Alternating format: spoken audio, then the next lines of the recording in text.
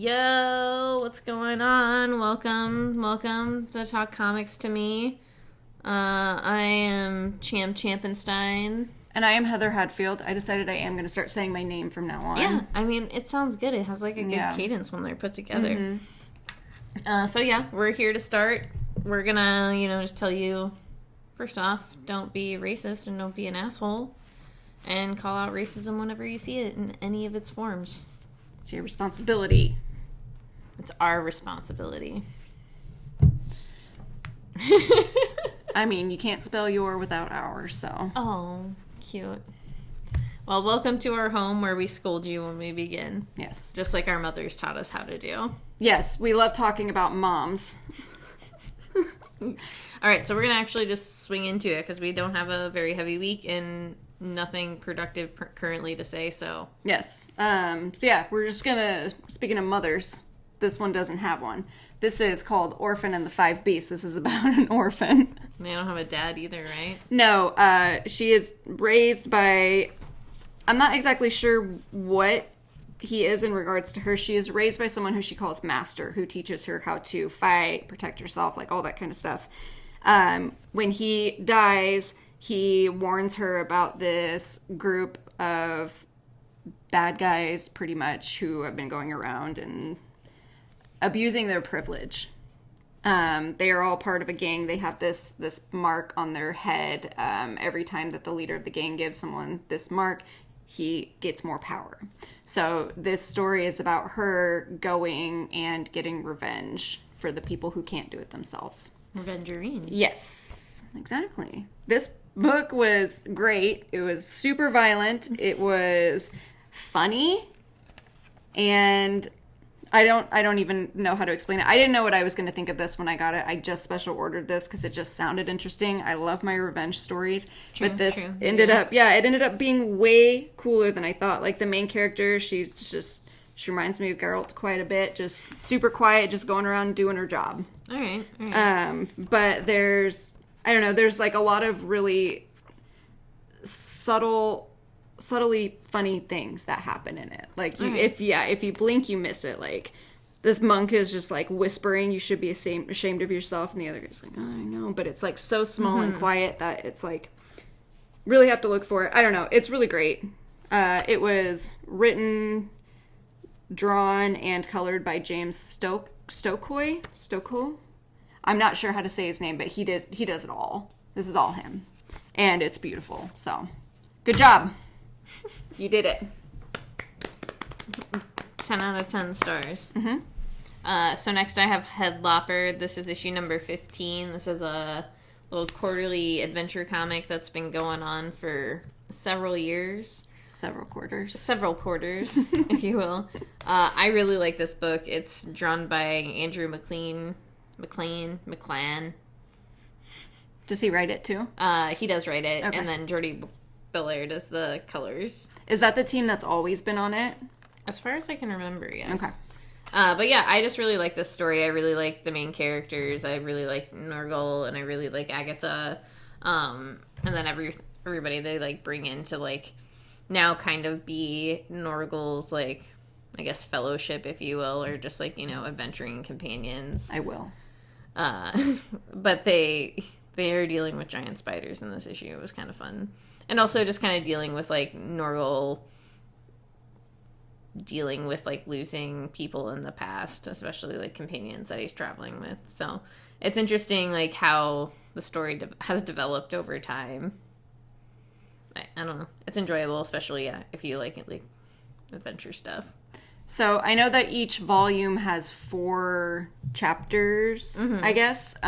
Each one is like a different quest that they're on, right? Like, is it an overarching theme kind of story? Well, it is like an overarching story, but I feel like you could kind of drop into the story at any point in time without like having to know what happens before, because it does kind of fill in the blanks. Though I feel like it's definitely worth going back and reading every single chapter, just because it is also just full of story. It's really thick. And also just, I really love the panel setups. I really love the colors. It's just a book that Chris, who doesn't really read comics anymore, he, like, was just like, I feel like you'd really enjoy this story, and I just put off for a long time just because, I don't know, I like adventure stuff, but I also don't. I don't know how to explain that in the best way possible. You can only do so much with it before it gets kind of repetitive. And I just was like, well, I don't know. And then when I read the first story, I was like, oh yeah, no, I'm sold. I'm hooked on this. I want to read more, and I still really enjoy it. Okay, cool. I've been meaning to check it out. I think I would enjoy it. Yeah, and I think we've talked about this before, and I think this is something, like, when I was trying to sell this to somebody, which isn't the best way to sell it to somebody, but also, like, the art is not something, you know, you necessarily go into and they're like, oh yeah, this is what I'm expecting from this sort of story, but this is what I want from this sort of story. Right. The kind of art that accompanies the story is what you would expect for it. Yeah. Or what you would want for it.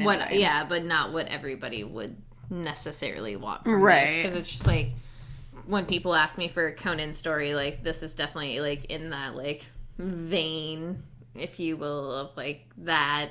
But the art, I guess, isn't something where it's like... It's almost like a... childish in a way. Yeah, like, not the story, but the art. Yeah, so it's like this weird juxtaposition. Yeah, and I don't even know if, like, childish is the right way to put it either. Right. Like, it's just, like...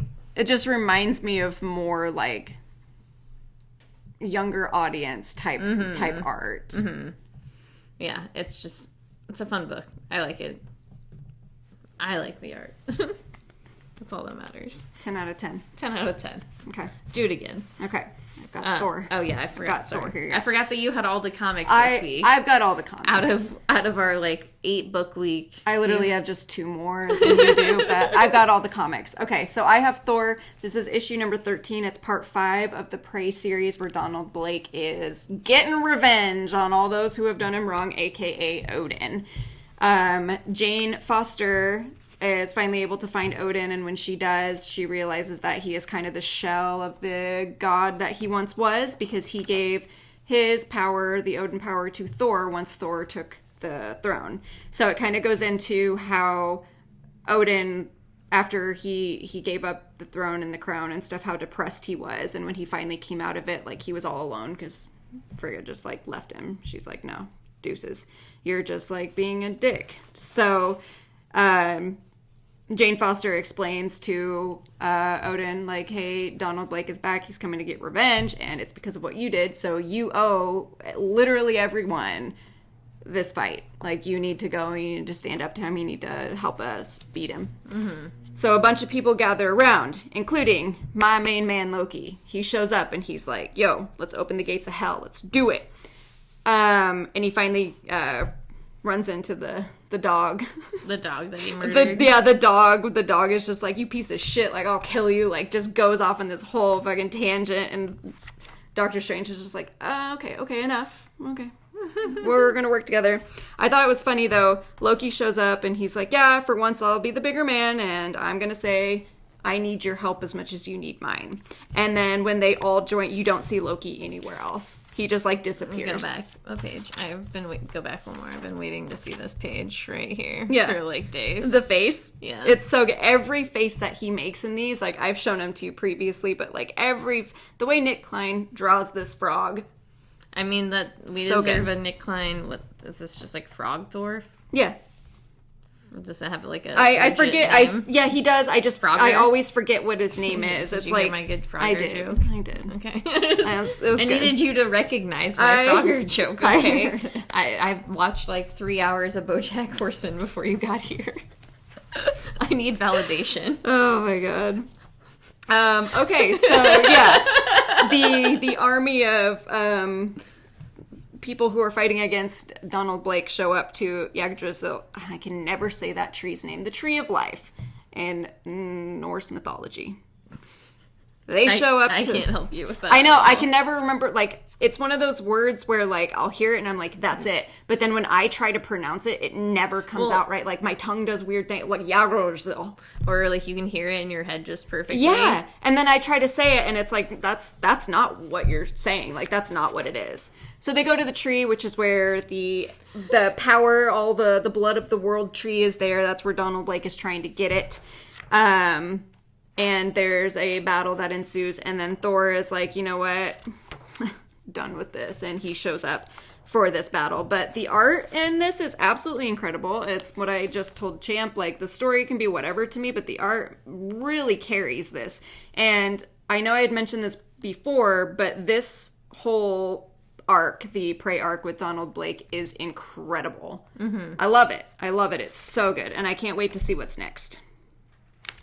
And I think there's only going to be like one more chapter of this story. They could do two, but I think it's only going to be one more. And then the Beta Ray Bill story is going to be starting, I believe, at the same time as this next chapter. All right. Just kidding. It's going to be starting. The next issue of Thor is in April, and then Beta Ray Bill is March, the very last day of March. I could have just said March 31st. I don't know why I made it more complicated. But anyway. Well, who knows how many days there are in March. This is Thor. I don't know, like 33 or something. Number issue 13, chapter 5 of Prey. It's been really good so far. So. All right. So then next we have Orcs. This is by Christine Larson. I was just going to say Larson. I was like, I don't know really who this is by, but... She does all of the stuff, it looks like, as far as I can tell right now. Mm-hmm, yeah. Yeah.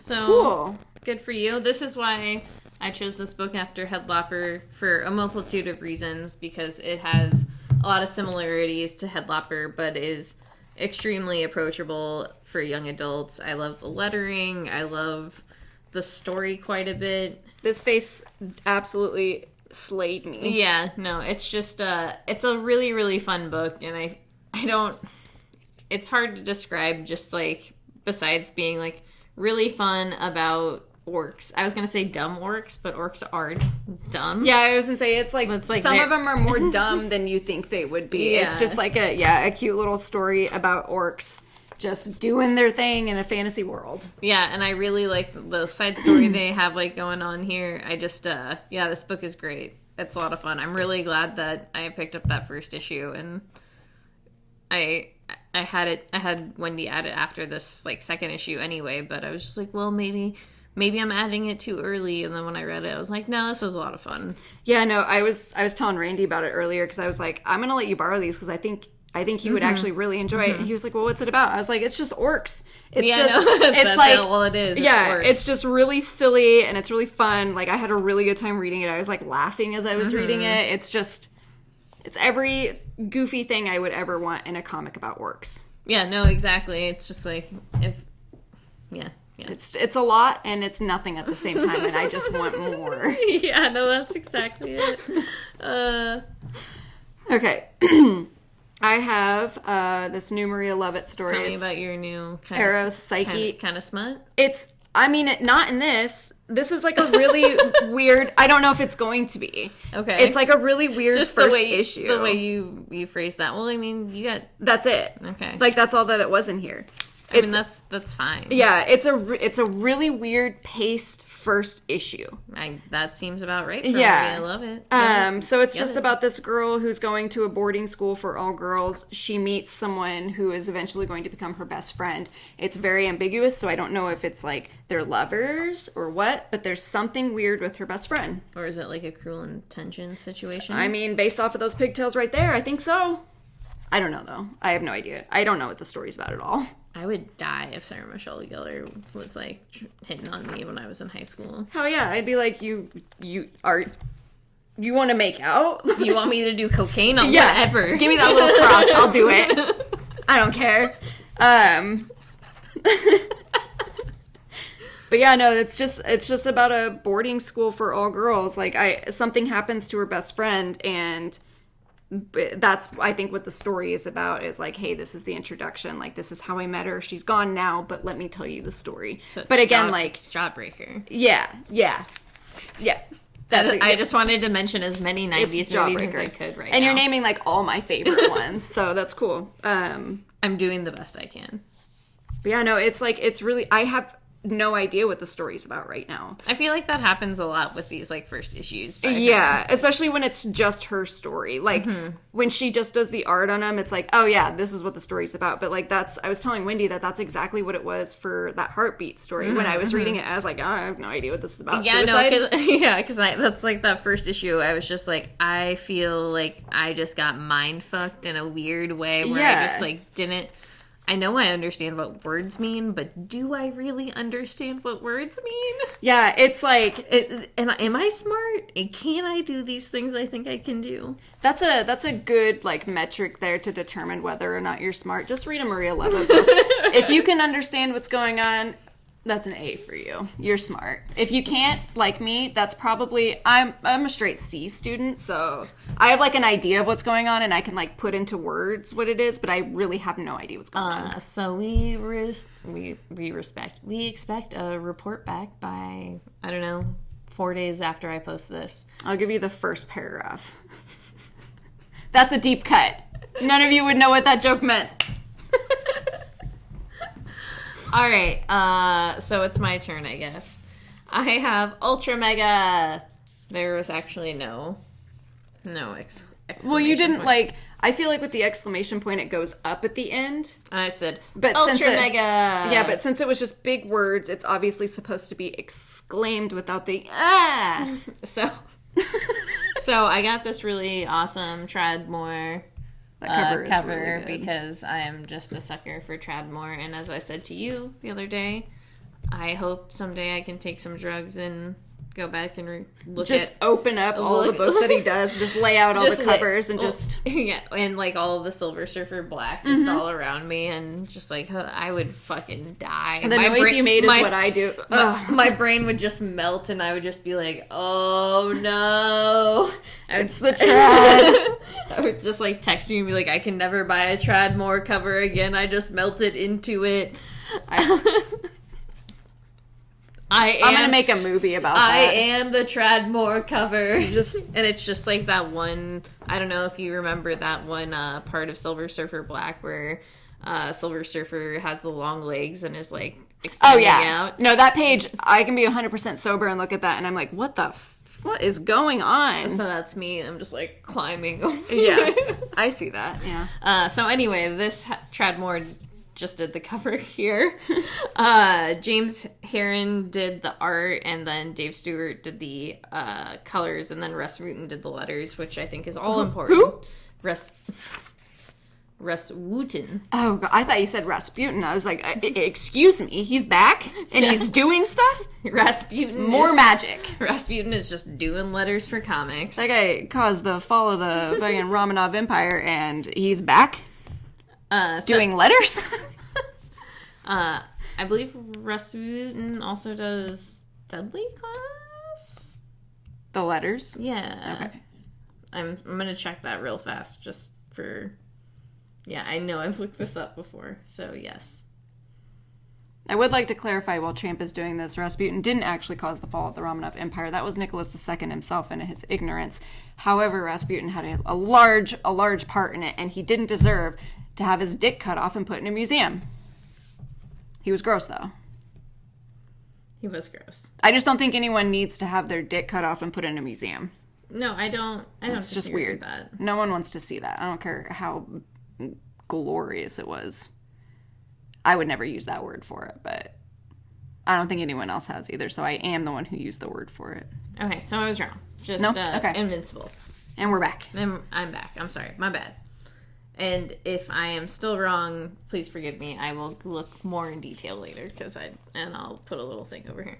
But art, amazing. Colors, so good. I don't typically like giant Godzilla monster stories or kaiju stories, I suppose. Kaiju. Not necessarily that I don't like them. I guess it's not something that I have ever been exposed to hardcore in my life. It's something where I've definitely taken in those stories, but in a very small scale. But this was a lot of fun. It was, like I told you, very gross in parts. There are aspects of Ultraman in here, Devilman, I believe, just little nods at those sorts of things. I just had, like, a really great time with this book. I had more fun than I thought I would, and the art really sold it. The story was interesting, and I am, like, curious to see where it goes for sure. Okay. I was thinking about reading it just because it does sound interesting. And I think it's something you would enjoy for sure. Like, I love, like, Godzilla, King Kong, those types of movies. I think they're a lot of fun. I enjoy them every single time. I just don't, like, it's what I'd say. I just don't know why I didn't get that, because in theory it seems like something that I would enjoy, even though it's not typically a book I would get. Yeah. I think it's something I just got because of, like, a lot of hype that was surrounding it. And not necessarily hype, but stuff people were saying. Just like, oh, this looked really cool. And then I was, like, looking at the art, and the main cover sold me, too, so. Yeah. No, I remember, like, a few weeks ago looking at it again in previews and being like, should I get this or should I not get it? And ultimately, I did not. Yeah, and I think it's cool, too, because it's a little bit oversized. It is $7.99, but there is that extra content, which is nice. Yeah, it's a thick one. It is a thick one. It's so thick. Okay. Right. Go ahead. Okay, I have Abbott, 1973. This is issue number 3. Our main character here is on the hunt to find her best friend, who is / her girlfriend, who was kidnapped in the last issue by the people that she was working for to be used against her. In this issue, you are introduced to... Is her name Abbott? Why can I not remember her name? Gosh darn it. Anyway, the main character. You are introduced to her brother, and you get a little bit of the family history, and you get to find out where he was from and stuff. And this is, 1973, so there is still quite a bit of prejudice against Black people, and it kind of goes more into depth here of, like, her being in journalism and how she was very looked over because of her skin, and how her brother has been struggling since he got back from the war, and also probably because she's a woman. Yeah, for sure. And I mean, I guess she doesn't. Does everybody know she's, like, a lesbian too? Or? No. Okay. The only one who does is her ex-husband. Okay. Well, I don't know if it's the only one, but it's the only one who's, like, up front, like, knows about it. And he is on the police force, and she kind of goes to him for help to find her friend, because it's someone that she's been friends with since they were younger kids.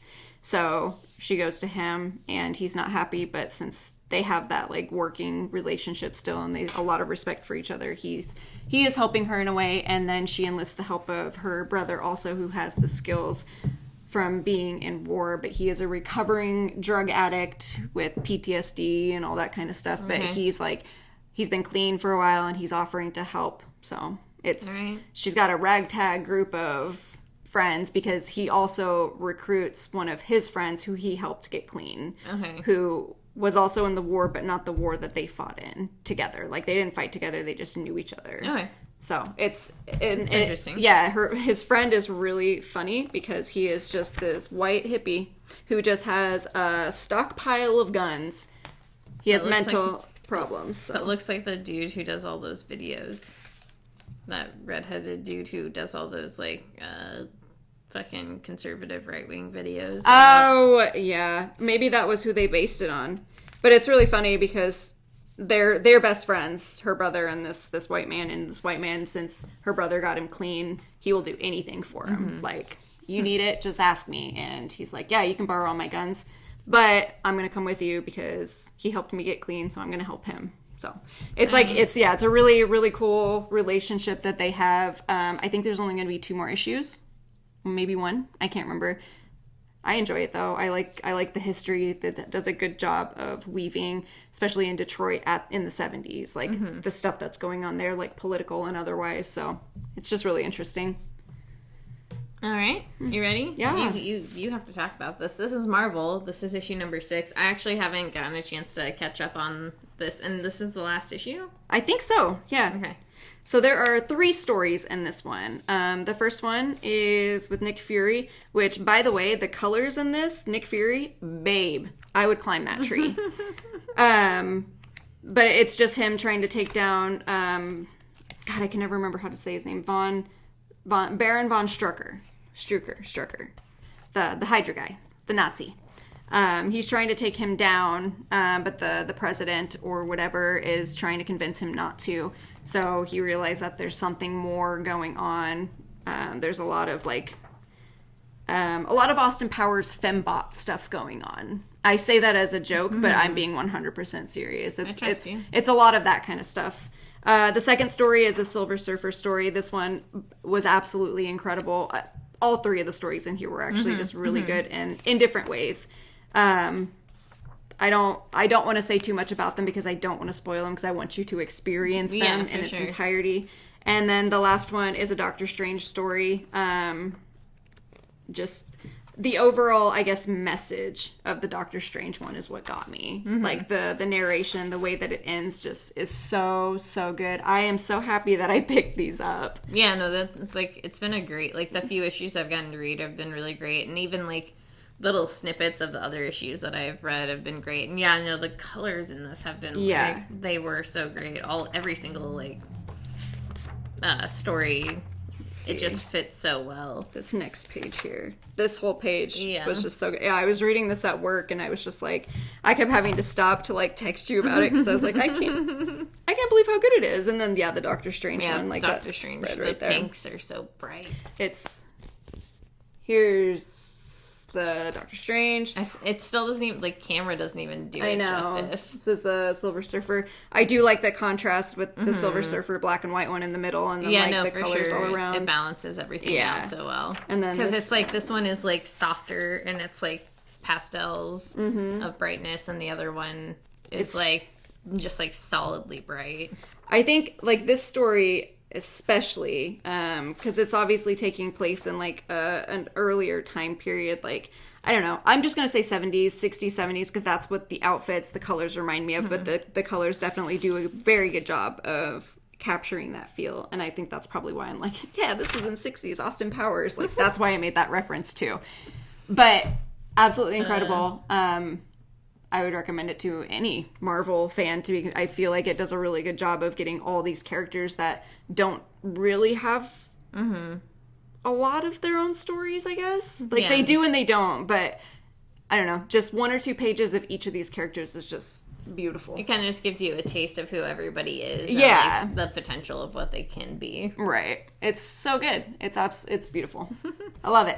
All right. So then last we have I Walk with Monsters. This is issue number 4. I'm going to read the back. JC and David head into the heart of darkness, and now, and in their memories, alone and lost, JC must confront the man who took her brother. So are we wrapping up? It feels like we're getting close to the end. I feel like there were supposed to be 6 issues. Yeah. But yeah, this is, they found the man who took JC's brother, and they're working on a plan to get to him. David is trying to protect her, and she is, it seems like, trying to protect him, but at the same time, she wants to take the lead. And it goes into a little bit more of their history of, not just how they met, but how they discovered each other. And I absolutely loved this page. I thought that this was done so well. Just when you finally confront the person who hurt you, abused you, or whatever for so long, how small you feel. Loved it. I love this story. I think it's so good. So I was gonna say it's by Paul Cornell. He's the writer. Sally Cantorino is the artist, and then the colorist, which it's the colors are really great in this story. Oh gosh, Derbala? Yeah. Kelly, sorry if I murdered your name.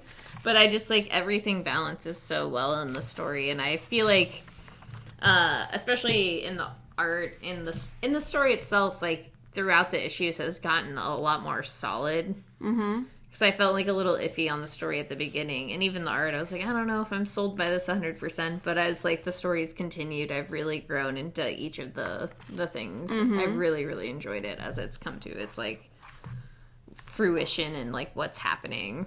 Yeah, no, it and especially as they built out the backstory of the characters, and it does a really good job for only being 4 issues in. It does a fantastic job of building these characters up with the background without overwhelming it or even seeming too little, because it only gets you little pieces of it. Yeah, and it also doesn't seem like too contrived, I guess, because that it could go that way fairly easily. I feel like, especially like with JC's character, it could just feel like she does seem like, kind of snotty, but like... Well, and it could just be like that angsty... It could come off like that angsty girl, and it just like... It feels a little more nuanced than that, so...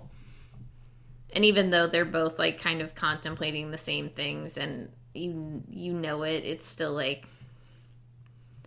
The way it's playing out in this comic form is much different than like... Because I think you can see the beats, like, and you could see it even more clearly if it was like an actual movie. But, like, the way it's being put into, like, this, like, comic medium is, like, completely different, too. Right. It's fantastic. Yeah, it's great. It's a good little great horror story. 10 out of 10. All of the books, 10 out of 10. Yeah. I'm just gonna... I read these, finally. I had taken them off my poll, but then I read them because I realized what a mistake I made. This is just Excalibur 17 and 18. It's what takes place after X of Swords. Betsy comes back, but it's not really Betsy, and they're just trying to figure out who it is. All right. So. That's cool. Very, very cool. I, as always, love Gambit. There's one face that he makes in this issue, and he's, like, talking to Jamie, because Jamie's like, oh, yeah, like, you told me not to make copies of her, and I didn't, but I did make one. Yeah. Just in case. And it's gone, but fucking Gambit's face when they're, like, going down there, this one is so funny to me. Just the way that he's just like, you're keeping her prisoner? Are you kidding me? Like, this doesn't sit right with me. He's like, well, would you rather me let her free? I just think that whole conversation that they had is really funny, because I love Jamie. I think he's a piece of shit, but I love him so much. You loving a shitty person as a character? A king named Jamie who's a piece of shit? Okay. Yeah, it was, like, meant to be. I was for sold. Sure. Yeah. Sold the second they said his name. I was like, okay. Whatever. Okay. You're cool. good. Cool. So, yeah, that's Thursday. We read comics this week. Yeah. It was, I had spring break. Woo! I did not. But I am going to go have a burger when we're done with this. Yeah, which is like spring break. Yeah, it is. I'm going to pretend I'm, like, in Cancun. Just eat it topless. Yeah, I'm going to have to. We'll start an OnlyFans of just Heather eating burgers topless. Yeah, look for Titty Van Halen. We'll see you on the other side. Go support your local comic book shop. We love you. All of the good shit that I normally say. We will include... We're going to have to find them, but I want to include some links on how you can support your fellow Asian Americans and all sorts of other people that you need to help, because racists exist in this world and it is not fun. Yeah, always have, always will. Life sucks. But goodbye. We love you.